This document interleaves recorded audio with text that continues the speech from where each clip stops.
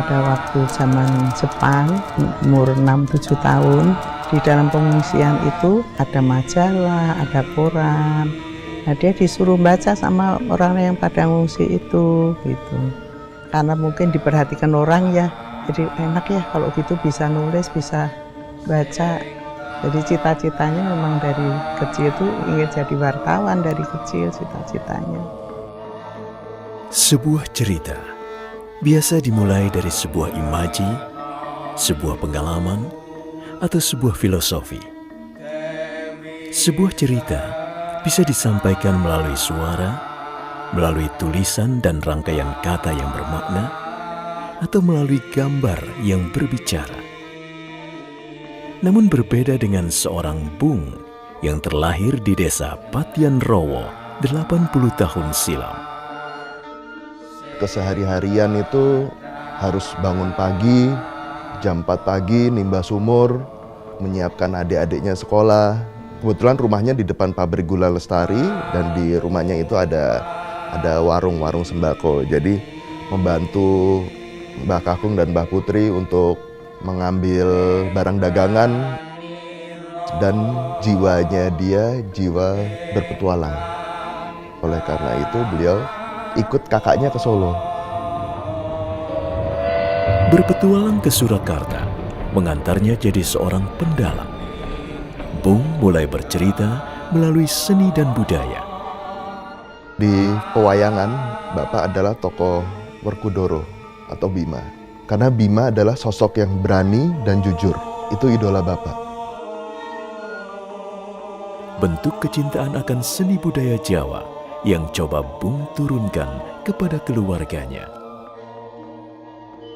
Mungkin yang lebih kuat seni ya, nurun dari Mbah Kakung. Mbah Kakung itu senimannya pemain ludruk, tampil keliling dan satu desa ke desa yang lain. Bapak juga sering ngikutin, nganterin gitu. Mungkin dari situ timbul kecintaan Bapak terhadap seni. Pada waktu masih SMP umur 14 tahun, kalau pagi sampai siang sekolah, sore ikut kursus dalang di Himpunan Budaya Surakarta. Sampai sekarang pun setiap malam di kamar itu ada kelenengan, ada wayang, di mobil juga ada. Jadi sehari-harinya itu ya hidup dengan budaya Jawa gitu. Kalau menurut saya Bapak itu seniman. Jadi beliau itu suka nulis, suka dalang. Kalau pergi nontonnya nonton wayang.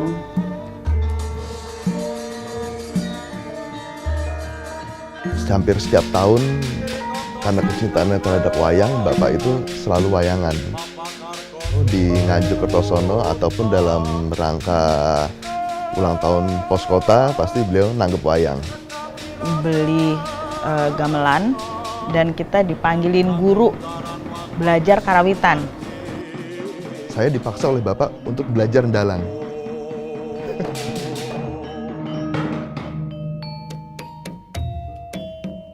Bapak itu selalu memberikan buku cerita tuh Mahabharata. Itu pun juga dia coba mewariskannya ke semua cucu-cucunya juga ya. Dibawa ke sekolah gamelan sama wayang kulit. Pas saya di sekolah dalang, dia bikin challenge-nya itu saya harus ngedalangnya pakai bahasa Inggris. Sempat disuruh belajar tari Jawa, wayang kulit, tapi I never really did any of those seriously. I like watching it and I appreciate it just because I know that it's important to melestarikan budaya Indonesia. Melewati usia remaja, Bung memutuskan untuk kembali berpetualang ke Jakarta. Melihat peristiwa secara lebih luas dan menceritakannya kembali lewat jemari yang mengetik ulang setiap kata-kata.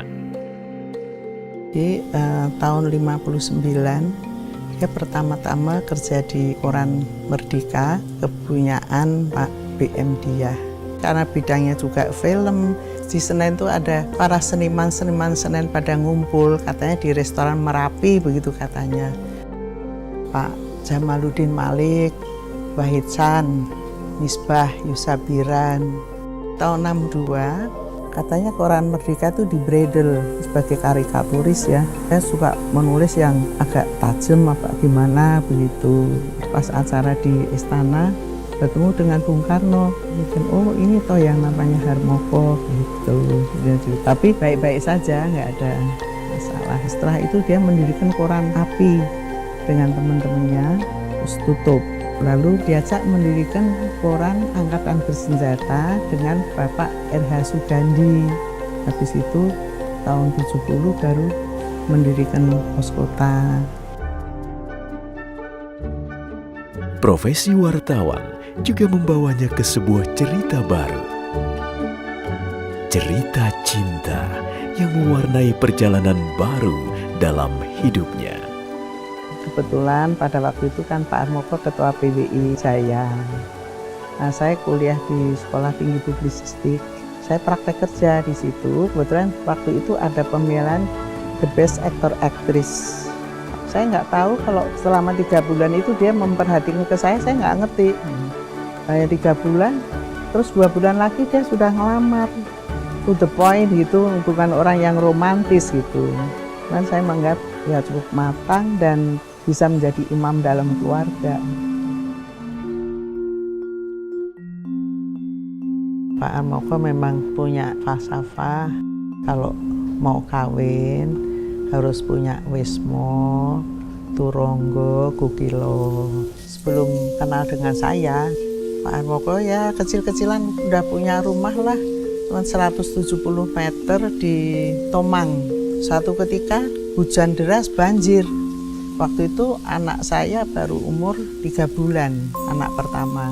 Setelah tahu kalau itu daerah banjir, beli rumah buru-buru di Rawamangun. Nah, nggak taunya suatu ketika pulang ke rumah, tuh kok istri anak nggak ada, tapi udah banjir. Jadi saya ngungsi di tempat tetangga. Kita ngungsi ke rumah tetangga, terus dijemput bapak, dibawa ke Hotel Borobudur zaman itu.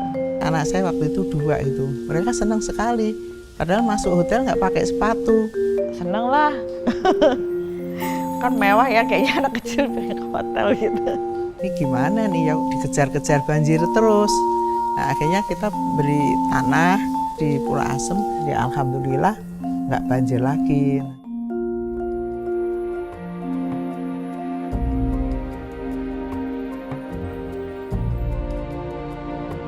Begitu banyak hal yang telah Bung ceritakan. Sampai akhirnya ketika Bung dilantik menjadi Menteri Penerangan di tahun 1983, suaranya untuk menyalurkan kecintaannya terhadap bangsa begitu menggelegar.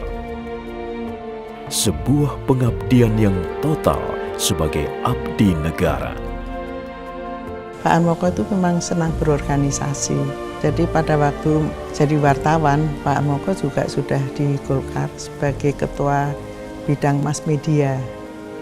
Nah, sampai akhirnya puncak karier di Golkar menjadi ketua umum Golkar. Tapi di samping itu, karena memang dia jiwanya itu organisatoris, di KONI sebagai ketua badan litbang pada waktu itu ketua KONI-nya Sri Sultan Hamengkubuwono ke-9 tahun 83. Pak Harmoko diangkat menjadi Menteri Penerangan, puncak karirnya sebagai Ketua DPR MPR, yang mana itu suatu kehormatan yang sangat luar biasa buat kami sekeluarga. Orang-orang bilang bapak kamu menteri gitu, tapi kita nggak tahu menteri itu apa, karena masih kelas 1 SD atau 2 SD gitu. Berturut-turut banyak prestasi telah diselesaikan. Sangat mahir dalam menjalankan berbagai tugas, telah menjadikan Bung sebagai sosok yang lama tak tergantikan. Memang dia itu total, kalau kerja itu total gitu. Dari pagi berangkat ke PBI Pusat, setelah itu ke Pos Kota, setelah itu dia ke DPR, sore ke Badan Sensor Film sebagai anggota Badan Sensor Film. Nanti pulang mampir dulu ke percetakan untuk turun cetak. Jadi pulang sampai di rumah ya jam 12, jam 1. Saya sangat admire dia dengan segala ketekunannya. Terutama disiplin waktu, bekerja keras, dan seorang yang demokratis.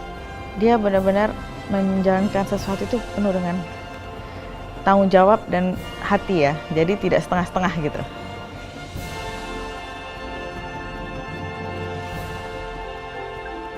Namun, di tengah kesibukan yang tanpa henti, Bung tidak melupakan tentang bagaimana keluarga yang menguatkannya, yang mencintainya, dan yang merindukannya.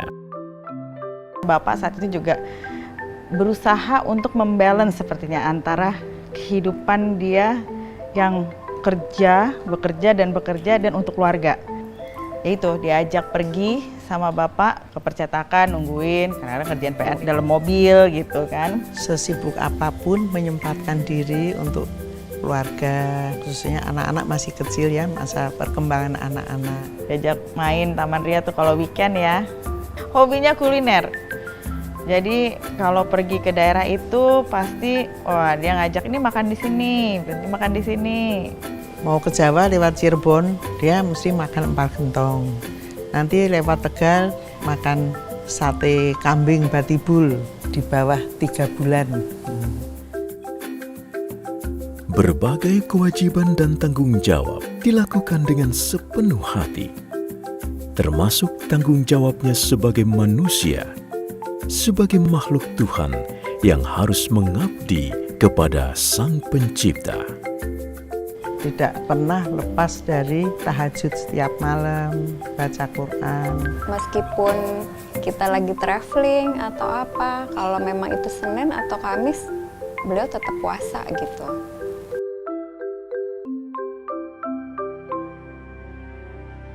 Waktu yang bergulir membuat zaman memerlukan sebuah perubahan. Dan ketika Bung dilantik menjadi Ketua MPR RI tahun 1997, Bung Harmoko menjadi salah satu di antara beberapa orang yang mampu melaksanakan perubahan tersebut dengan baik.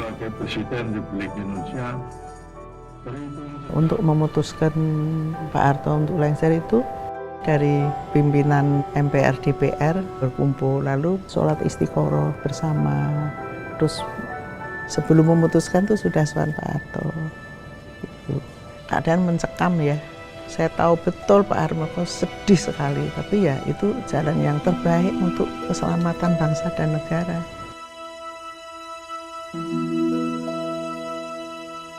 Perubahan negeri ini juga mengubah sosok diri Bung Harmoko. Perjalanannya sebagai sosok pencerita dalam pengabdian kepada negara pun akhirnya selesai. Bintang Jasa Republik Indonesia Utama diberikan kepadanya. Namun, akhir sebuah cerita bukan berarti menjadi akhir dari segalanya. Bung Harmoko sadar bahwa beliau selalu bercerita karena sebuah cinta. Dan cinta yang terbesar dan terkuat yang mengalir dalam dirinya tak lain adalah kecintaan terhadap keluarga dan terhadap Sang Pencipta.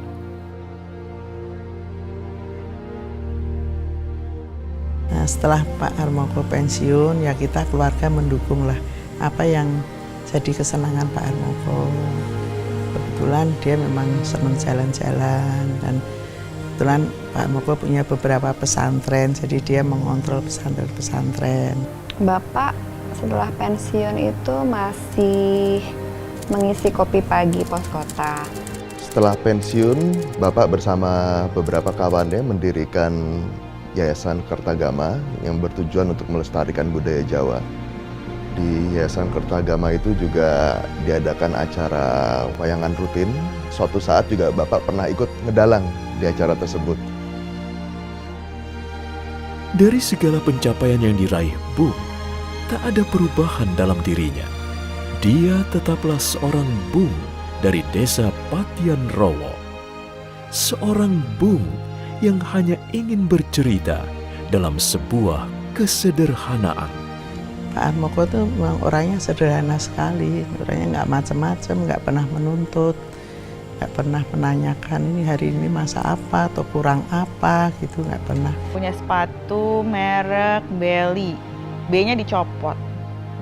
Waktu itu yang beliin kayaknya mama, dia nggak suka, B-nya dicopot. Pas saya dibawa ke pasar Senen gitu, dia tuh bener-bener bisa kayak ngopi di pinggir jalan, pakai celana pendek, di situ ngobrol sama artis-artis yang ada di jalanan. orang yang profilnya tinggi dengan orang masyarakat itu treatnya tuh sama-sama aja. The best way to see how humble he was is that ke siapapun, no matter who they are, no matter where they came from, pasti Bung Akung itu he's always like interested in other people and where they came from. Di dalam keluarga, Bung terkenal sebagai seorang yang suka guyon. Sebuah cara untuk menunjukkan kecintaannya dengan cara yang unik. Sebuah kejahilan untuk memancing tawa. Orangnya jahil. Bercandanya tuh kayak diklitik-klitikin gitu kita. Terus kalau kita marah dia senang gitu.